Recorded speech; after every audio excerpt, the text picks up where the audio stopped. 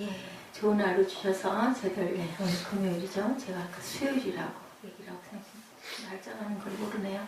자, 우리 정현장에서 할렐루야 샬롬, 그 뒤에 예지도 와 있다 생각하고 할렐루야 샬롬으로 우리 사무엘부터 할렐루야 샬롬 인사합니다. 할렐루야 샬롬 샬롬 샬롬 샬롬 샬롬 샬롬 샬롬. 하나님 고백합니다. 사랑합니다. 여러분 주 안에서 사랑합니다. 오늘 요한일서. 저 표기를 잘못했어요. 사귐이죠. 가운데가 제목이 아주 이뻐요.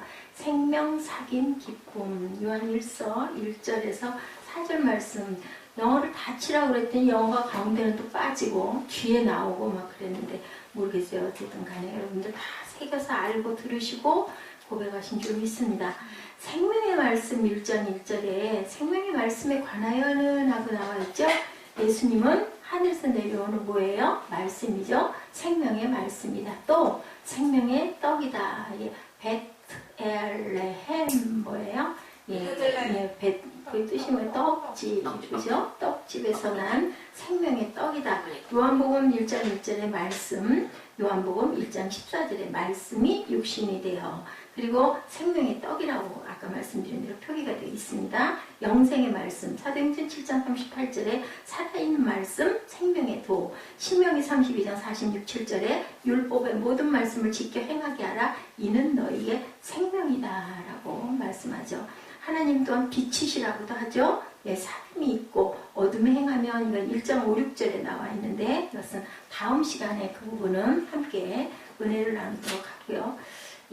마음으로 기도했어요. 우리 산상수훈이 끝나서 하나님 산상수훈 수훈 외에도 마태복음에는 여러 가지 귀한 주옥 같은 말씀들이 너무 많은데 우리 금요 철야에 어떤 말씀 하나님 전할까요? 했는데 제게 이 말씀이 아주 은혜로 그렇게 다가왔어요. 그래서 우리가 어떻게 확신을 가지고 이제 예수를 믿으면서 기쁘게 살아갈 수 있을 것인가 가장 가까운 근접한 말씀을 주시옵소서 했더니 요한일서 말씀을 저에게 주셨는데 여러분들 오늘 다시 새로운 마음으로 하나님을 확실하게 느끼고 아시는 시간 되시기 바랍니다. 요한일서 요한서신을 통해서 하나님의 음성을 저희들 함께 듣습니다. 요한일서를 통해서 확신에 찬 크리스찬의 삶을 누릴 수 있기를 주님의 이름으로 축복합니다. 아멘. 요한일서는 누가 썼어요? 사무엘? 누구? 어떤 요한? 사도 요한. 아유 맞아요. 빙동댕 30점. 사도 요한. 성령께서 사도 요한을 사용하시죠?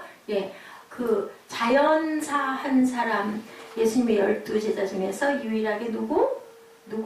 지금 이 사도 요한 몇 살까지? 100살 정도까지. 그러면서 하나님께서는 아주 정확한 증거로 요한 계시록까지 완성하고 돌아가게 한 그 요한 왜 복을 받았어요? 여러분들 모든 것 중에서 가장 핵심 왜 요한은 사도 요한은 100살까지 살 수 있었을까?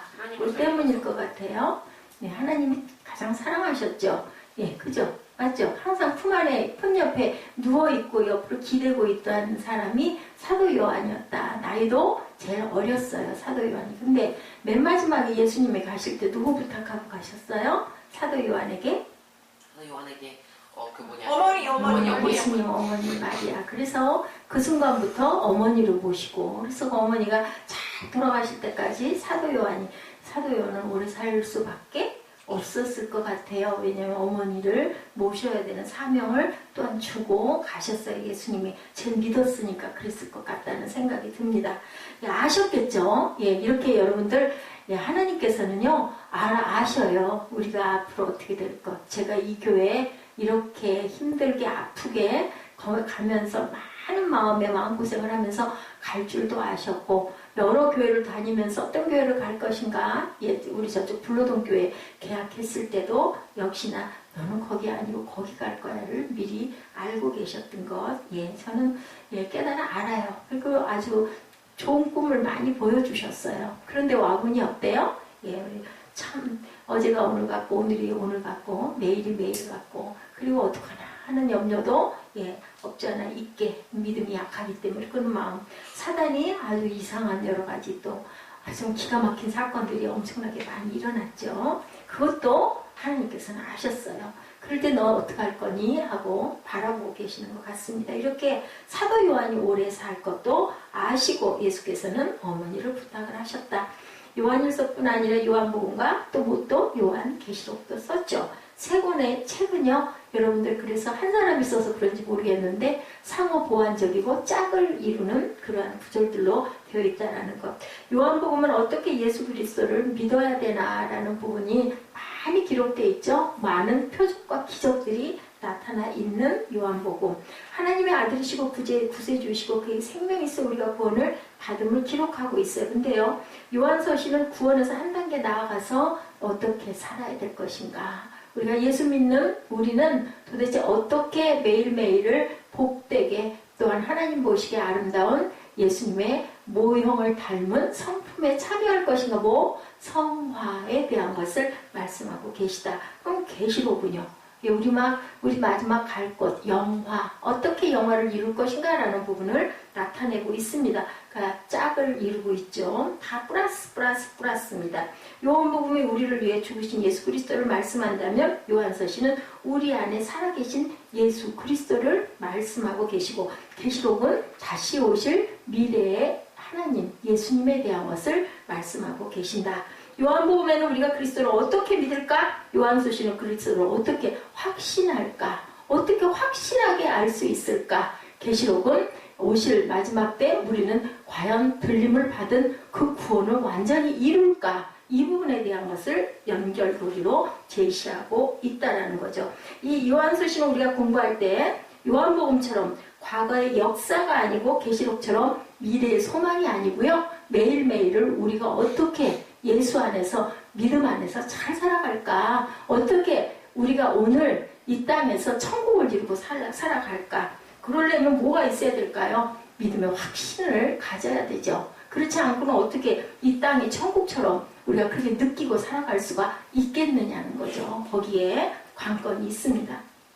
자, 오늘 구체적인 삶의 현장에서 우리가 구원의 확신함으로 이루어질 승리들이 기록되어 있는데, 전체적으로 5장으로 요한일서는 기록되어 있었는데 거기에 5가지의 목적을 가지고 있다. 우리 한번 보죠. 5가지를. 우리는 하나님과 더불어 참다운 사귐을 배우게 될 것이다. 우리 제목 중에 하나가 사귐이라고 나와 있죠. 1절, 2절에 본이 뭐라고 말씀하고 나와 있어요. 우리 본문 1절, 2절 보죠. 태초부터 있는 생명의 말씀에 관하여 우리가 들은 바요, 눈으로 본 바요, 자세히 보고 우리의 손으로 만진 바라. 이 생명이 나타나신 바 된지라. 이 영원한 생명을 우리가 보았고 증언하여 너에게 전하노니 이는 아버지와 함께 계시다가 우리에게 나타나신 바 됩니다. 아버지와 어떻게? 3절에 우리가 보고 들은 바를 너에게도 전하면 너희로 우리와 사귐이 있게 하려 함이니 우리의 사귐은 아버지와 그 아들 예수 그리스도와 더불어 누림이라 나와 있죠. 4절에는 우리가 이것을 쓰면 우리의 기쁨이 충만하게 하려 합니다. 그래서 마지막으로는 기쁨이라고 나타나 있죠. 생명은 1절, 2절에 계속 태초부터 있는 생명의 말씀이라. 이 생명이 나타나신 바 된지라. 이 영원한 생명을 우리가 보았고 증언하여 너에게 전하는 이는 아버지와 함께 계시다가 우리에게 나타나신 바 되며 너에게도 전하면 너희로 우리와 사귐이 있게 하고 이것을 쓰면 우리의 기쁨이 충만하게 하려 합니다. 생명의 말씀을 우리가 사귐으로 나눠서 그것으로 인해서 기쁨이 너한테 충만하게 하려고 내가 이걸 썼다라고 목적을 5가지 목적을 나타내고 있습니다. 2장에 나타난 부분, 그리스도인들이 이 죄악 속에서 살면서 어떻게 죄를 범하지 않고 크리스천의 삶을 잘 살아낼 수 있을까에 대해서 가르치고 있고요.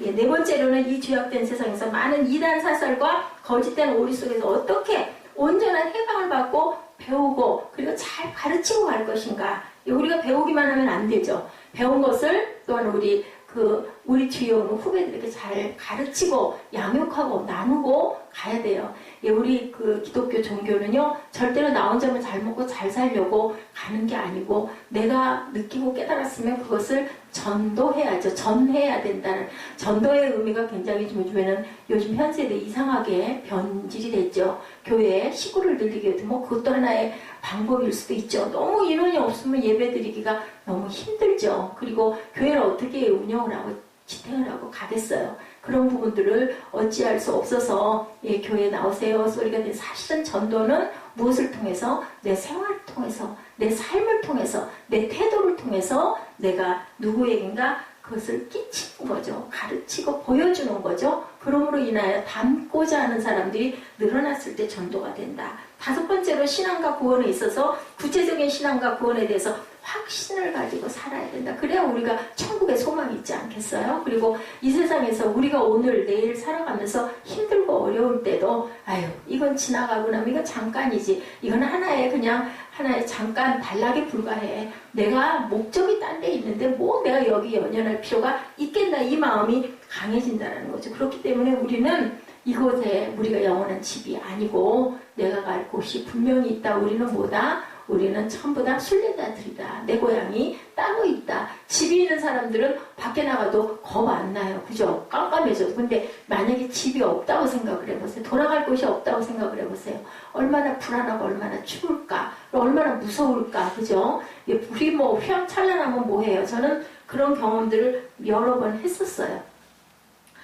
아무리 화나고 아무리 뭐 불야성을 이루고 있고 많은 사람들이 밀려가고 밀려오고 뭐 요즘 보면 뭐 그 이대합거리나 신천 그죠 뭐 어디 뭐 옛날에는 뭐 명동 어쩌고 요즘은 그거 아니죠. 신천 거기 홍대 있고 뭐 이런 데 가면 사람들 얼마나 많이 젊은이들이 얼마나 많이 다녀요. 만약에 내가 거기에 그 거리에 내가 혼자 섞여서 가고 있는데 돌아갈 곳이 없다. 예, 그거 휘황찬란한 불빛 음악 아무것도 귀에 안 들어올 것 같아요. 예, 빨리 난 내 집 가고 싶은데 찾고 싶은데 우리 길만 잃어버려도 그러죠. 내비게이션 잘못해가지고 한번 잃어버려가지고 길 잘못 찾으면 어땠던가요? 요즘엔 뭐 내비가 더 뭐 인공위성으로 쏴서 잘 돼 있다고는 하지만 예, 저처럼 길 치여가지고 길을 너무 모르는데 깜깜한 밤중에 어디를 가다 보면요 정말 길 잃어버리고 헤매다 보면 무서운 생각이 들어요. 차는 타고 있죠. 앞으로 계속 가긴 가야 되죠. 길은 모르겠죠. 시륵같이 검은 그 시위가 양쪽에 펼쳐져 있을 때 불빛이 있는 곳도 많지만요. 개발이 아직 미처 안 된 어떤 길, 잘 안 나온 그런 길은 지금도 가면은 그 서울 외곽도 그렇고 엄청 깜깜한 데가 많더라고요. 어제 장기동을 잠깐 갔는데 보니까 가다 보니까요. 낮은 무슨 불빛만 쭉 있고 나머지는 까매요. 그래서 가만히 자세히 들여다봤더니 아직 조성이 돼 있지 않아가지고 가로등만 드문드문 하얗게 켜놓고 아무것도 없다 보니까 나머지는 중간중간이 까만 거죠. 불야성을 이룬 장기동에 그런 곳들이 아직도 많이 남아 있다는 거예요. 그랬을 때 우리가 그런 검은 정막 속에 들어갔을 때 얼마나 그게 무서울까. 그렇기 때문에 우리는 확신을 내 길을 알아. 나 집 갈 줄 알아. 레비 요거만 딱 틀면 내가 집에 도착할 수 있어. 근데 만약 레비가 고장이 났어. 그러면 레비만 따라가다가 그냥 찾아가려고 그러면요. 그게 저는 모르겠더라고요. 저기 그 어디죠? 그 걸포동 그쪽 조금 나가서 거기서도 지배를 한번 그 시청 앞 주변에서도 집 찾아가려면 몇 바퀴씩 돌아야 될 만큼 저는 그 길이 지금도 설어요. 어두운 밤에 레비가 만약에 작동을 안 할 때는 그런 것처럼 레비에다 집중을 하다 보니까 더구나 기억을 안 하죠. 그것만 틀면 그냥 데려다 주니까 두렵죠. 그래서 우리가 확신을 가지고 내가 갈 곳이 어디라는 것, 내가 왜 여기 있다라는 것, 나는 지금 무엇을 하고 있다라는 것을 확실하게 정체성을 가지고 살아가야 될 필요성이 분명하게 있다. 대부분의 많은 사람들은 예수를 영접하고 교회 나와서 새신자 교육도 받고 1:1 양육도 하고 그리고 이제 그러고 나면 어떻게 해요? 그게 은혜를 좀 느끼고 그다음에 헌금도 열심히 하고 예배도 수요 예배도 나오고 금요 예배도 나오고 또 때로는 기도 제목이 많으신 분들은 새벽 예배까지도 멀지 않으면 참석을 하고 그렇게 하고 잘 다녀요. 헌금을 하고 신앙생활을 하는 데까지는 잘하는데 그리스도로 확신하는 구원의 단계에서는 좌절을 느낀다. 처음에는 막 기도도 하는 대로 응답이 되는 것 같고 그죠? 마음에 막 기쁨이 하나님 나만 쳐다봐 주시는 것 같고 내 손만 붙들어 주시는 것 같고 뭐든지 원하는 대로 다 되는 것 같은데 조금 알 때쯤 되면 그 다음부터는 그죠? 절망, 좌절, 불안, 두려움 그게 도로 엄습을 합니다. 그리고 갈등하게 되죠. 지금 이거 맞아? 이렇게 가는 게 맞는 거야? 나 이거 바보짓 하고 있는 거 아니야? 나 뭐하고 앉아 있는 거야? 이런 생각들이 많이 든다는 거예요. 우리가 사는 현세는 지식이 없어서 못 사는 건 절대 아니에요. 그죠? 너무나 목사님 강단에서 우리 교회는 그런 분 안 계세요. 목사님 강단에서 설교하고 있다가 뭐에 대한 증거하고 있으면요. 뒤에서는 탁 휴대폰 쳐가지고 딱 찾아본대요. 이게 맞나 틀리나.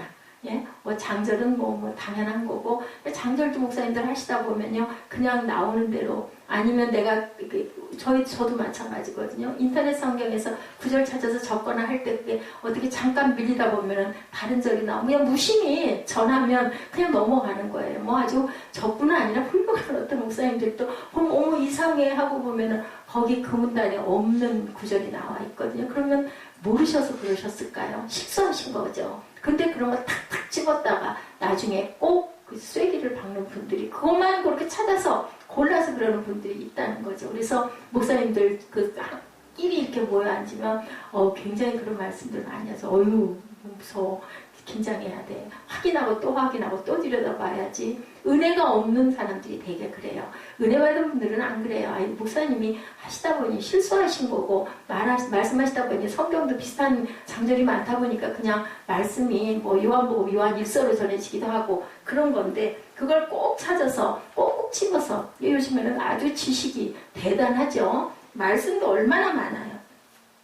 확신이 없을 때 그 지식들은 무용지물이 된다. 지식이 아무리 많으면 뭐예요? 구원에 대한 확신이 없으면 그 뭐 찾아봐서 알면 뭐 할 거예요? 예, 성경 요 말 틀렸네. 그 틀렸으면 어쩔 거냐고요. 그게 중요한 게 아닌 거죠. 그래서 지식은 나를 더 고통스럽게 만들고 회의의 심연에 빠지게도 해요. 때로는. 그래서 누구와 같아야 된다? 어린아이와 같은 신앙생활을 해라. 아주 미련한 것 같고 바보 같고 예 제가 그 얘기 들었어요. 아까인가요? 아무래도 거기 아니었었는데 실수했던 것 같다. 근데 우리는 어떻게 했어요?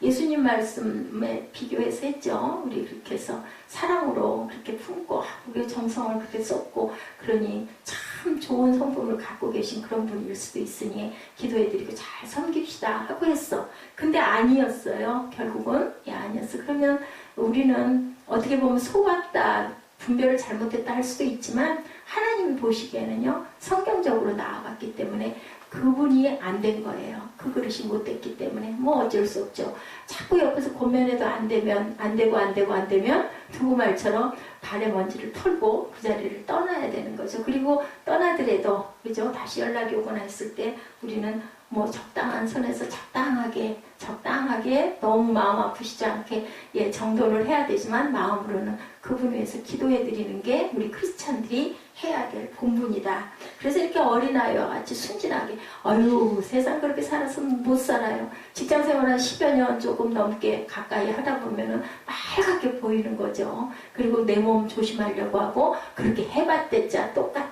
뭐 특별히 뭐 나한테 돌아오는 것도 피곤하기만 하고 조금 더 해주면 더 해달라고 하잖아. 뭐 이렇게 되다 보면 적당하게 그죠? 내가 어떻게든 여기서 살아남으려면 좀 편해야 돼. 이렇게 되다 보면 자기의 소명감이 없어지는데 크리스찬들은 그렇게 해서는 안 된다. 어떻게 내 최선을 다하는 거예요. 순간순간. 그랬을 때는 언젠가는 예 알아줘요. 상대방들도 보다 보면 아유 저 사람은 정말 미련할 만큼 너무나 열심히 자기 일에 최선을 다하는 사람이야. 그 다음에 뭐가 쌓일까요? 신뢰가 쌓이는 거죠. 그래서 여러분들 주님 말씀처럼 어린아이처럼 바보처럼 조금은 미련한 것처럼 그렇게 꾸역꾸역 내가 할 부분을 최선을 다해서 꾀부리지 말고 열심히 할 때 하나님께서는 귀한 열매로 거둬주시고 하다못해 내 성품이라도 온전히 만들어지거든요. 근데 요리 비틀 저리 비틀 여기선 이렇게 해야 되고 저기선 저렇게 해야 되고 하면 굉장히 그게 아주 지혜로운 것 같지만 아니에요. 나중에 그 사람에 대한 모든 사람들의 평판이 아유 저 사람은 앞에서만 저런 사람이야 드러나거든요. 그래서 주님의 말씀을 깊이 생각을 하셔야 된다는 거죠. 지식들이 나를 갈등과 회의로 몰아넣게 되고 마귀와의 싸움에서도 도중에 허물어지고 주저앉게 된다. 우리 수없는 생각들이 마음속에 많이 들어오잖아요. 예, 근데 성령의 음성을 바로 알 줄 알아야 된다. 우리 마음의 이 떨림과 이 아픔과 이 고통이 과연 내가 어떤 욕심을 내서 내가 이런 떨림과 눈물과 고통이 나는지 성령께서 합하고 애통해 하시는지 그거를 우리가 잘 분별할 줄 알아야 된다. 우리 마음 안에 누가 계세요? 주님이 계시고 예, 우리가 집이 성전이잖아요. 내 몸이 성전이기 때문에 내 생각을 아버지가 아시는 거죠. 내 입술에 그 지금 내가 지금 말씀 여러분들에게 드리는 이것도 다 알고 계세요. 그러면서 내 마음 안에 울림으로 제일 먼저 전하는 그릇인 제가 제일 먼저 마음에 떨림과 울림이 오는 거죠. 나는 과연 온전하게 바로 전하고 있는가? 한 사람일지라도 최선을 다해서 내가 예배 준비를 하고 있는가? 이것을 항상 점검하고 가야 된다. 뭐 그렇게까지 할 일이야? 주변에서 그런 얘기하는 저희 동기들 많아요. 뭐 몇 명 모아놓고 뭐 전화를 맨날 하는 예배 뭐 그냥 짧고 간단하게 편하게. 아니 좋죠. 그거 못할 사람이 어디 있겠어요. 그렇지만 과연 그렇게 했을 때 뭐 내가 만족감이 그게 아니고 하나님이 보시기에 어땠을까? 우리는 먼저 생각해 봐야 된다. 예수 감 믿는 사람들은 구원의 감격으로 잘 믿고 가요. 근데 오래 믿고 가는 사람들은 좌절에 빠지고 항상 있는 예배. 그러다 보니 어떻게 된다? 이런 얘기 있죠. 말씀 중독증. 예배 중독증이라는 얘기를 뭐 그냥 그렇게 해서 순서 훤히 아는 거죠. 말씀도 맨날 들은 얘기가 뭐 다 결국은 천국 아니면 복, 축복 아니면 저주, 그죠? 아니면 뭐 그렇게다가 화를 당해 뭐 이런 얘기 똑같은 그런 얘기들 너무너무 잘 안다. 그래서 결국은 갈등에 빠지다가 마귀에게 피해까지를 당하는 결국은 남는 거는 누구 손에? 내 손에라는 거예요. 그래서는 안 된다는 거죠. 내가 그런 어떤 적신호가 왔을 때는 빨리 어떻게든 그 부분을 수습하려고 나름 노력을 해야 되는 거죠. 호세아 선지자 그랬죠? 예수를 어떻게 알자? 열심히 잘 알자라고 그랬어요. 힘써 알자라고 그랬어요. 그냥 편하게 앉아가지고 우리가 믿음이 커지는 건 아니죠.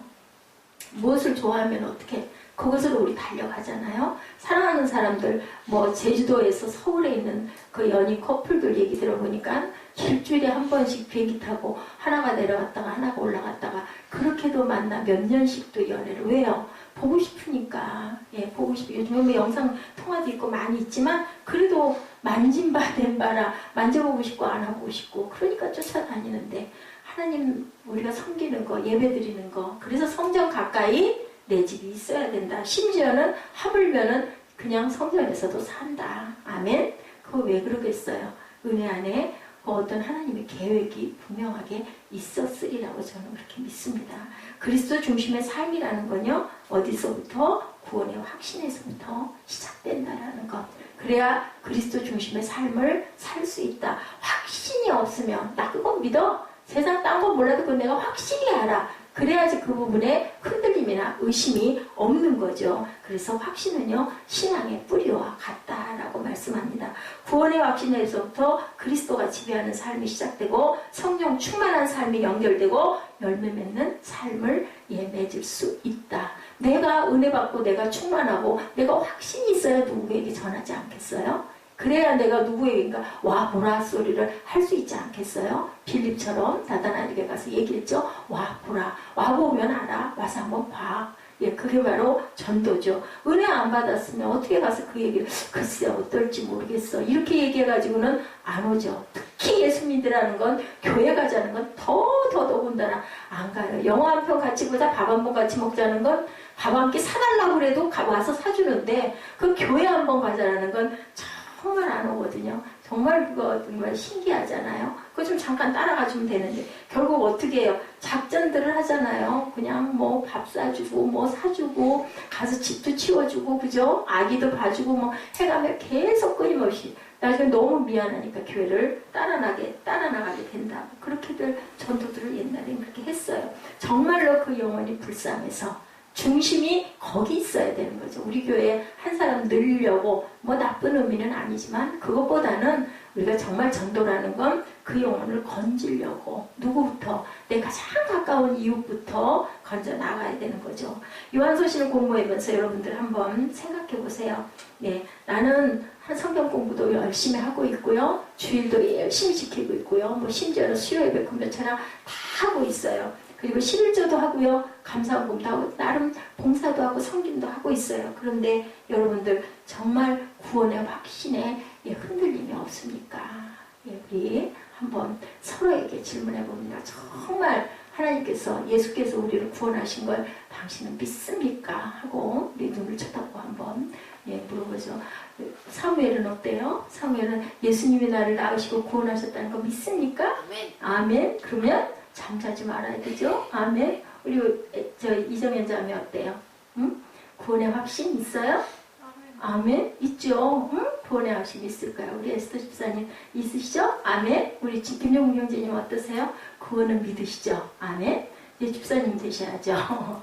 구원의 확신이 없이는 안 돼요. 그럼 누가 알아요? 본인은 알아요. 내가 정말 내 안에 예수를 내가 정말 확실히 믿고 있나? 물론 내가 뭐 좀 피곤해서 좀 졸기도 하고 집중을 못하기도 하지만 그래도 딴 건 몰라도 내가 갈 곳이 있다라는 것, 내가 돌아갈 고향이 있다라는 것, 나는 믿습니다라는 확신을 여러분들이 갖고 계셔야 된다. 정말로 주님이 여러분들을 예수 믿는 것에 대해서 구원하신 것에 대해서 내가 구원받은 것에 대해서 나 안심할 수 있어. 나 구원받았어. 물론 부족하지만 자격도 없지만 나는 조금씩 예수 닮아갈 거야. 이런 마음의 결단을 갖고 계셔야 된다. 에베소서 1장 13절입니다. 그 안에서 너희도 진리의 말씀 곧 너희의 구원의 복음을 듣고 그 안에서 또한 믿어 약속의 성령으로 인치심을 받았으니 우리들은 모두 다 인을 쳤어요. 자, 3회 인이 뭐야? 인은 도장. 그렇지. 뭘로 쳤다고 지금 말씀해서 에베소서 1장 13절에서 뭘로? 빨간 거 뭐라고? 빨간 거 뭐야? 피. 무슨 피? 예수님 피. 그게 뭐야? 뭘로 나타나? 성령. 성령. 성령으로 도장을 탁 쳤어. 성령의 도장을 쳤다라는 건 뭐야? 우리 안에 누가 계신다? 성령께서 계신다. 성령 세례를 받았다. 그 나타나는 여러 가지 중에 가장 기본적인 거 방언 받는 게 하나의 그 증표라고 하죠. 그런 것처럼 성령 세례를 받은 사람은요 절대로 오래 떠나 있지 못해요. 이게 굴곡이 있어요. 성령 세례 받고 좀 오래되다 보면 이렇게 아래로 내려가서 이렇게 흘러가죠. 그냥 별로 감격도 없고 별로 기쁨도 모르겠고 별로 눈물도 없고 별로 기도도 잘 안 되고 그냥 뭐 어쩌다 보면 이것저것 하다 보면 그냥 좀 이따 기도하지 하다 보면 빠지기도 하고 하지만 어떤 계기가 되면 또 다시 확 올라오죠. 왜냐하면 내가 실제로 체험했고 경험했기 때문에 만졌거든요. 주님이 나를 만지셨고 내가 주님 옷자락을 잡았기 때문에 절대로 거기서 딴 세상으로 가지는 않는다. 마귀 사탄에게 정말로 끌려갔을 때는 우리는 어떻게 해야 돼요? 붙잡고 물어야 되죠. 옛날에 우리 에스더 그 얘기 늘상 우리 주변에서 얘기하고 많이 웃었는데 어떤 아저씨가 맛있는 거 사줄게 가자. 머리를 빠글빠글한 아주 꼬마 아주 귀여운 애기였었거든요. 그러니까요 막 언니가 붙잡는데도 막 손을 막 내치면서 눈을 흘기면서 그 아저씨를 따라갔었어요. 막 쫓아가도 막 손을 휘두르면서 그렇게 아주 쌀쌀맞게 하고 그렇게 가더라고요. 어떻게 그냥 만졌기 때문에 아우 저 아저씨가 나 따라가면 맛있는 거 줄 거야. 그게 보인 거거든요. 그런 것처럼 성령이 인을 치시면 우리는 절대 하나님을 떠나서 갈 수가 없다.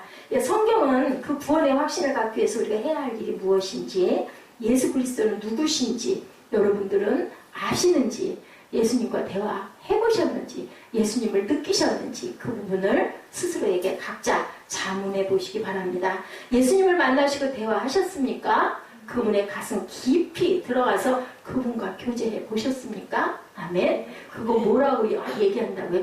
야다. 야다. 히브리 원어로 야다죠. 그 신랑과 색시가 신밤, 첫날밤 치르듯이 안으로 들어가는 거예요. 아내 안으로 남편이 깊이 들어가는 상태. 그게 예수 안에 우리가 그렇게 깊이 젖어 있는가. 그래서 내 안에 예수가 계시기 때문에 나는 이미 십자가 예수가 돌아가셨으니까 나도 예수 안에서 나 죽었어. 대신 누가? 예수님이 사신다. 그것의 고백이 성만찬이에요. 예수님의 몸과 피를 우리가 접했잖아요. 하나가 된 거잖아요. 그 안에서 뭐가 나와요? 사무엘아? 뭐가 나온다고? 엄마 아빠가 둘이 사랑을 하면 하나가 되면 거기서 애기가 나와요. 애기 씨가 나와서 그죠? 그런 것처럼 우리 안에서 열매가 맺어서 뭐 믿음의 씨가 자라는 거죠. 그래서 열매가 맺어서 탄생을 되는 게 바로 누구를 그 새로운 새 아이들을 잉태하고 낳는 거, 그게 바로 전도의 열매가 맺히는 거죠. 예수님을 만나시고 우리 이렇게 대화해야 되는데 본문 1절에 보니 태초부터 생명의 말씀에 관하여는 우리가 들은 바요 눈으로 본 바요 자세히 보고 우리의 손으로 만진 바라. 예수님에 대해서 우리에게 세 가지를 보여주고 계시죠. 태초부터 존재하신 분은 무엇일까? 그 뜻은 무엇일까? 창세기 1장 1절 봅니다. 우리 외우죠. 태초에 하나님이 천지를 창조하시느니라. 그래서 우리 그 새로 가슴에 품은 신자를 뭐라고 그래요? 태신자라고 그러죠. 태에 품었다고. 그리고 기간을 가지고 기도하잖아요. 그리고 초청하잖아요. 그리고 그 기간 동안 열심히 그분에게 잘해드리고 기도하고 그죠? 같이 밥도 먹고 어디 놀러도 가고 막 이렇게 하면서 전도를 해서 우리 교회 한번 꼭 가봅시다. 내가 초청할게요. 그래가지고 VIP석에 다 앉히는 거죠. 태초에 말씀이 계시나 이 말씀이 하나님과 함께 계셨으니 이 말씀은 곧 하나님이시라. 그리고 요한일서 1장 1절에 자 창세기 1장 1절에 태초에 하나님이 천지를 창조하시니라.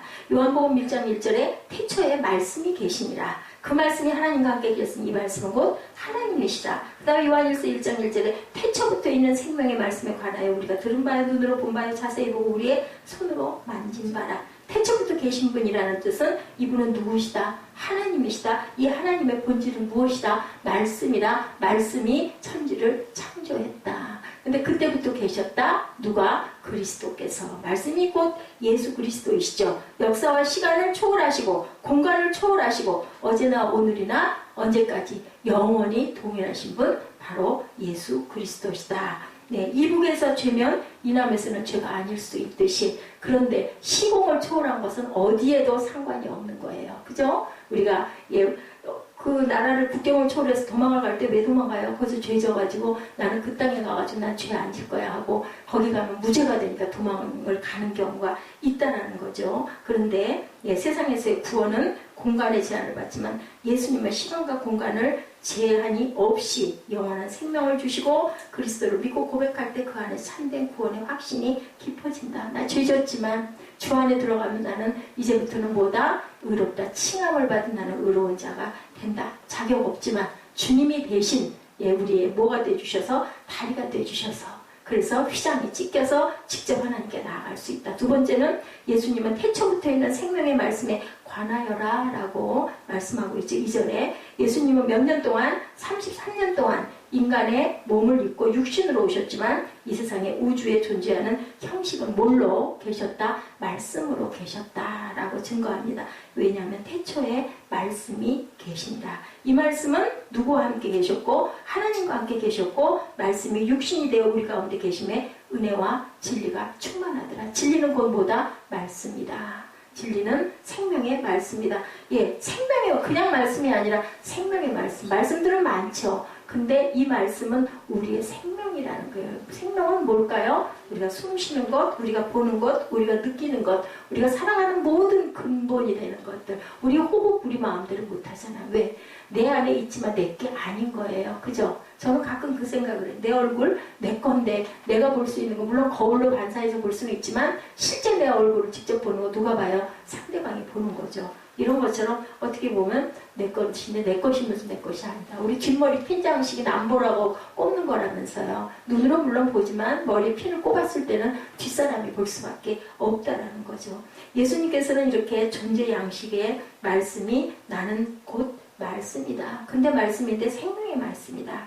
예수 그리스도를 통해서 하나님은 세상을 창조하시고 구약을 통해서 하나님의 종들에게 그 말씀을 주시고 쓰게 하신 거죠. 구약을 통해서 증거된 하나님 말씀은 곧 그리스도시고 예언자들은 곧 오실 것이라는 메시아의 도래에 대해서 계속 얘기하죠. 700년 전부터 300년 전부터 500년 전부터 각자 그 선지자들이 나타나서 계속 얘기하시죠. 이 말씀은 성령 받은 사람들을 통해서 어디로 오순절날 사도들을 통해서 제자들을 통해서 폭발하죠. 말씀의 증거가 이루어지죠. 뭐가 임해요? 성령이 임하죠. 성령이 임함으로 해서 사람들이 모두 다 변하죠. 폭발을 하죠. 어디로요? 밖으로 다 뛰쳐나가죠. 이방의 땅으로 전부 다 나가죠. 어디까지? 땅 끝까지 전하죠. 사도행전 사건이죠. 이것이 이렇게 해서 이루어지는 거죠. 어떤 세상이 이루어졌어요? 새 세상이 이루어진 거예요. 우리가 생각했을 때 말도 안 되는 말로는 도저히 이해할 수도 없는 우리 지혜나 지식으로는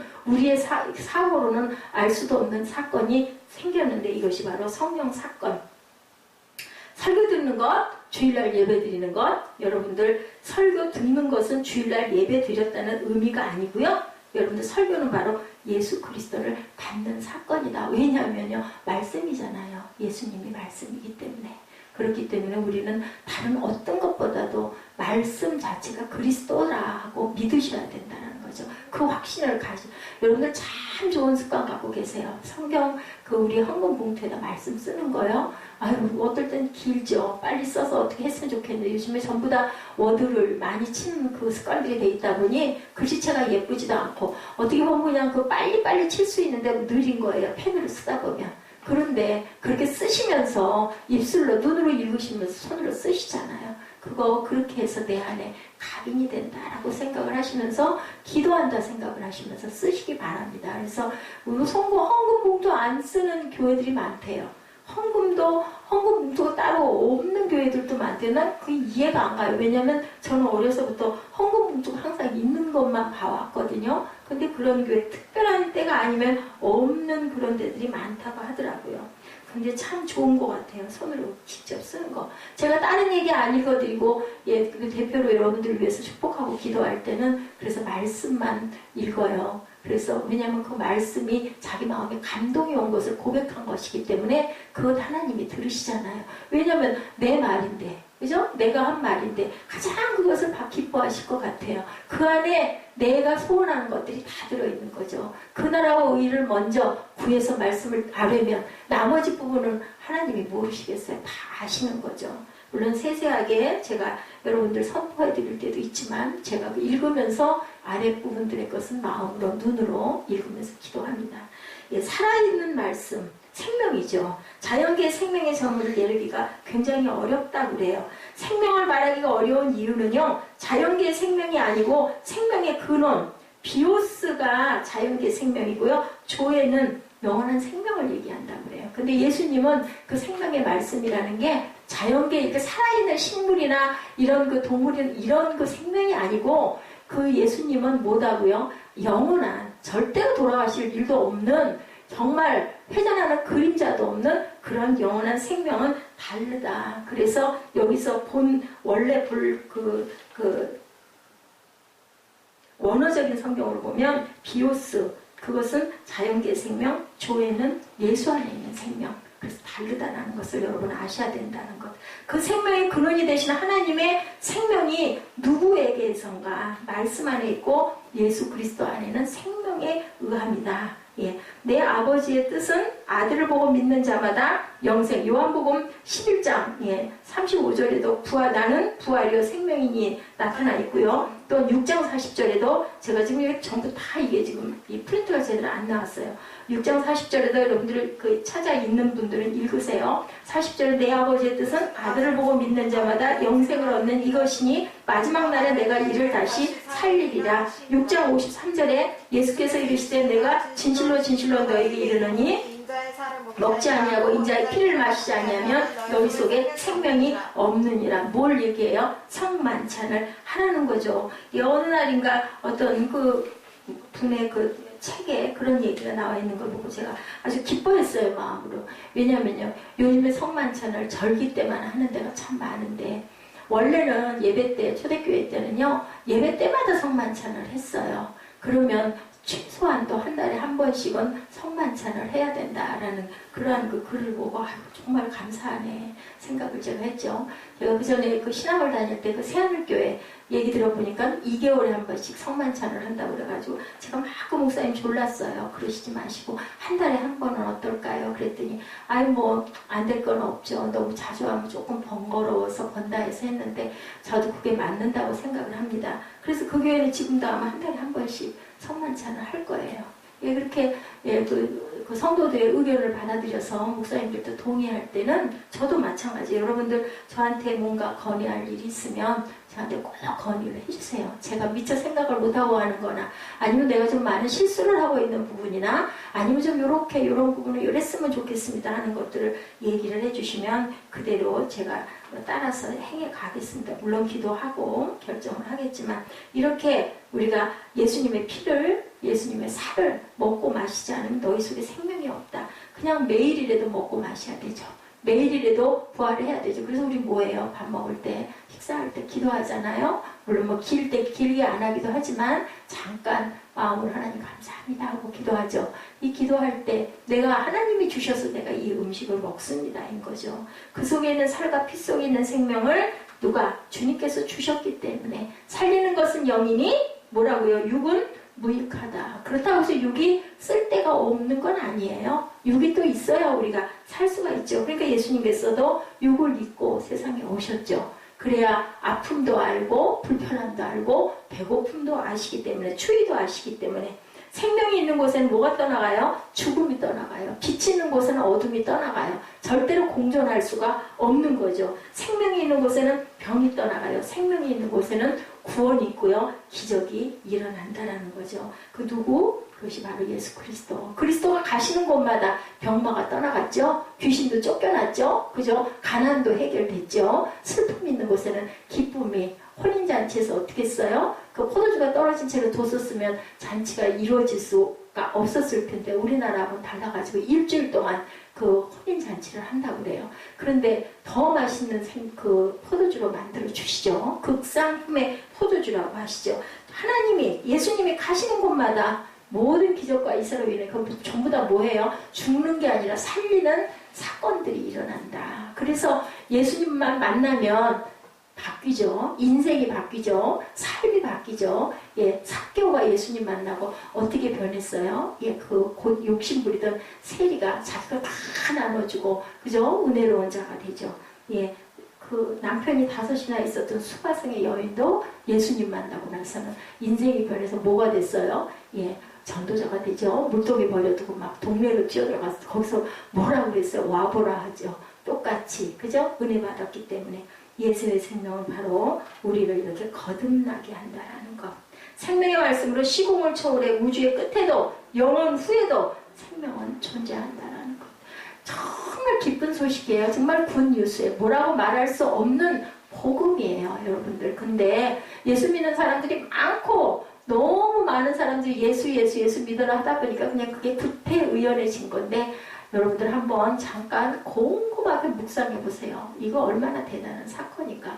아니 우리는 어차피 한번 죽는데 안 죽는데요. 그러니까 그 구원의 확신만 있다면 이거는 정말 대단한 기적의 사건이고 우리는 정말 복된 자들이라는 것을 10번 100번 생각을 해봐도 이렇게 틀지 않은 그러한 그 복이에요. 축복이에요. 그럼 섬기고 가는 게 맞거든요. 하나님을 섬기고 가는 게.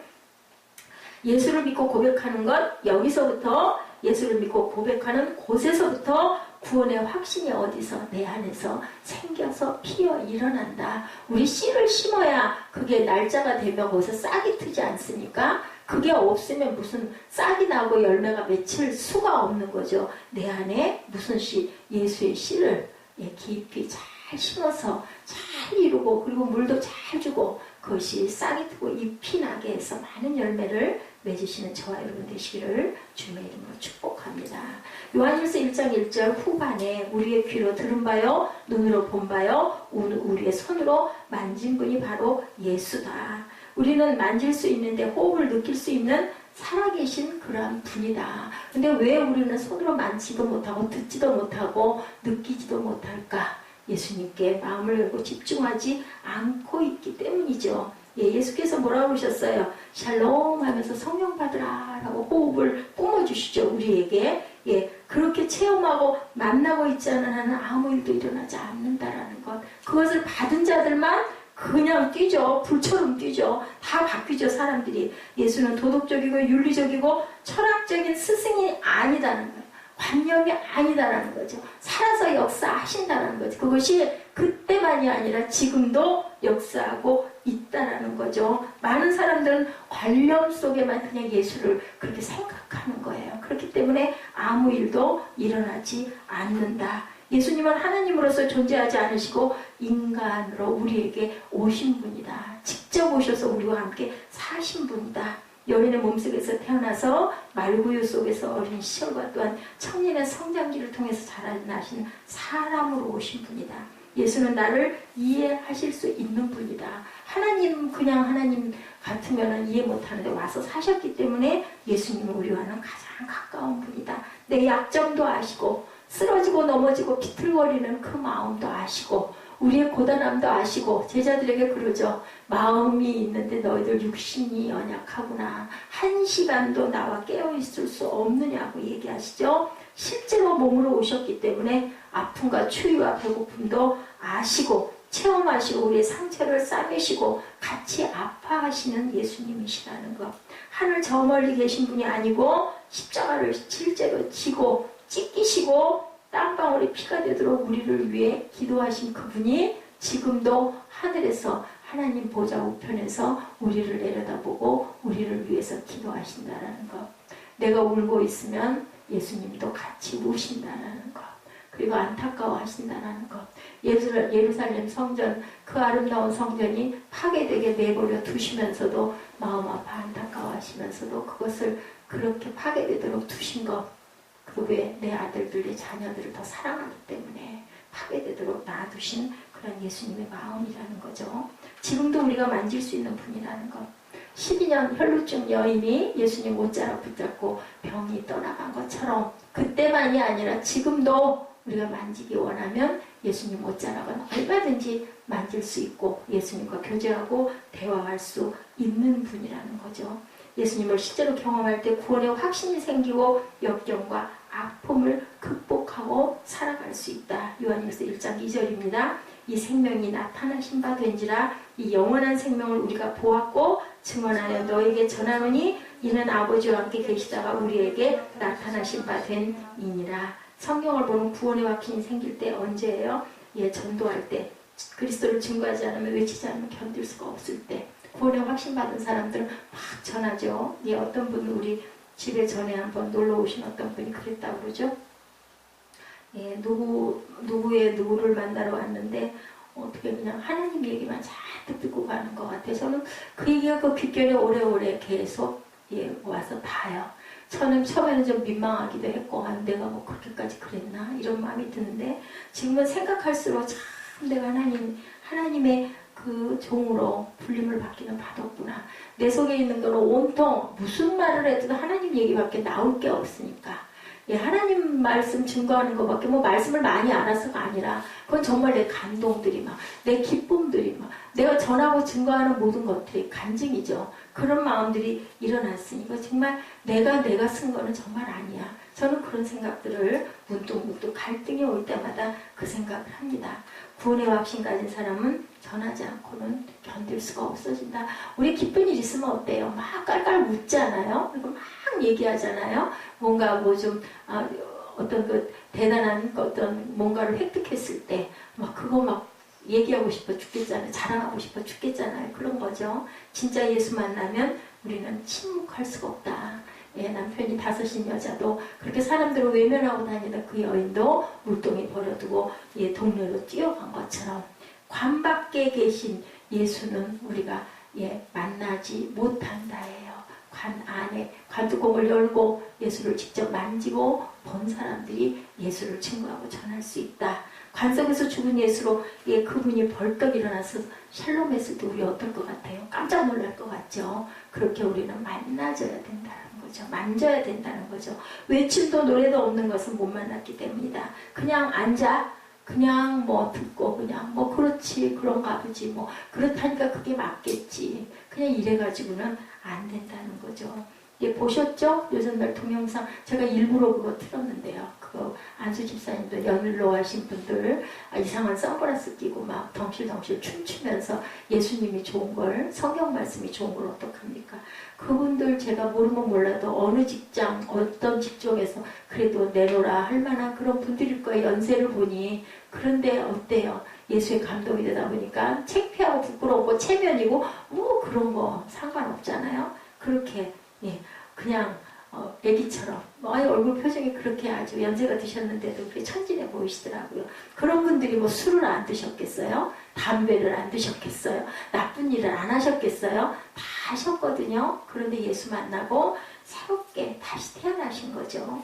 요한 1장 5사람이 그 예수님을 따르는 부분 우리가 봅니다. 누가 요한복음에 베드로, 요한, 안드레, 빌립, 나다나엘 그죠? 금을 버려두고 예수 따르고 세리 마태가 일 다 접어버리고 따라 나서고 엠마오 도상에서 부활하신 예수님 만난 2사람이 가다 말고 예수님 못 느끼다가 나중에 식탁에서 밥 먹다가 느끼죠. 뭔가 이상해 하고 보죠. 우리는 모를 때가 많아요. 우리 볼 것만 보잖아요. 들을 것만 듣잖아요. 근데 어느 순간 딱 꽂히는 거죠. 그리고 다시 보니까 예수님 안 계시죠. 다시 예루살렘으로 돌아가는 거 여러분들 아실 거예요. 베드로가, 바울이, 야곱이, 문둥병 환자들 어땠어요? 키 작은 삭개오는 어땠어요? 문둥병 환자 10명 고쳐주니까 다 도망가고 한 사람만 와서 예수 앞에 무릎 꿇죠? 예, 그 자는 어떻게 됐을까요? 여러분들 영생을 받은 거죠. 이렇게 여러분들 10사람 중에 한 명이 구원받기가 어렵다라는 거예요. 그러면 다 은혜는 받았는데 여러분들 그거 무서운 얘기예요. 은혜는 10명이 다 받았어요. 왜냐하면 고쳤잖아요. 그런데 감사할 줄 모르는 거죠. 그냥 잊어버리고 아이고 유행이야. 아이고 잘됐네. 인 거죠. 그래서는 구원이 없다라는 것. 요한일서 1장 3절에 우리가 보고 들은 말을 너에게도 전함은 너희로 우리와 뭐가 있게 하려고 사귐이 있게 하려 함이니 우리의 사귐은 아버지와 그의 아들 예수 그리스도와 더불어 뭐한다? 누림이다. 같이 누리고 같이 교제하자는 얘기예요. 말씀을 받은 자는 예수를 받은 자라는 것. 우리가 예배 시간에 하나님 말씀을 읽는 것은 우리가 말씀을 그냥 말을 읽는 게 아니고 그것은 예수님을 받는 것이라는 거. 왜? 예수님이 말씀이시기 때문에. 예수를 받는 자는 성경을 가르치지 않고는 견디지 못하죠. 지도자가 하고 싶어서 견딜 수가 없죠. 1:1 양육자, 나 그거 할래요. 막 그렇게 되는 거죠. 예수를 만지고 싶고 보고 싶고 느끼고 싶어 한다는 거예요. 산에 가서 아무도 없어. 근데 처음에 이거 강단에 쓰는 거 쉽지 않거든요. 그거 연습해야 돼요. 거울 보고도 막 연습하고요. 막 전해보는 거죠. 그리고 애기 하나 앉혀놓고도 막 얘기를 하는 거죠. 그죠? 아무도 없어도 막 설교하고 싶은 거죠. 그 외에 하나님 성령의 감동이 됐기 때문에 막 하고 싶은 거, 하나님 말씀 막 증거하고 싶은 거, 밤을 새워서라도 막 쓰고 싶은 거예요. 만들고 싶은 거예요. 그리고 막 마음에 뿌듯하게 뭐가 막 올라와요. 막 기쁨이 올라오는 거야. 듣는 사람은 그냥 뭐 아이고 빨랑 좀 끝내줬으면 좋겠는데 하는데 전하는 사람은 계속 얘기하고 싶은 거죠. 막 2시간도 3시간도 하고 싶은 거죠. 성경을 이렇게 가르치는 것, 기뻐하는 것. 하나님을 만난 사람들은요, 사귐을 하죠. 교제하기를 즐겨하죠. 그리스도다운 사귐이 필요하다는 거죠. 어디에서 와요? 사귐은 연합에서 하나가 됐을 때 우리가 사귀고 싶어하고 예수님 얘기 자꾸 하고 싶은 거. 나는 이랬는데 뭐가 이랬고 난 또 이런 어려움이 있는데 이거 위해서 우리 함께 기도해요. 막 이런 마음을 갖게 된다는 겁니다. 예. 그 토치카 속에 들어앉아서 눈만 내어놓고 귀만 세우고 겉으로만 인사해서는 안 된다. 우리가 아픔이 있을 때 우리의 단점 허물까지도 다 드러내놓고 얘기할 줄 아는 그런 마음이 돼야 그것이 바로 사귐으로 이어진다. 내 거 가릴 거 딱 가리고 겉으로 인사만 하는 그거는 절대로 교제도 아니고 사귐도 아니고 연합도 아니고 하나도 아니고 교회도 아니다라고 말씀합니다. 명예욕 같은 성취욕을 만족시키기 위해서 교회 봉사하는 분들이 있어요.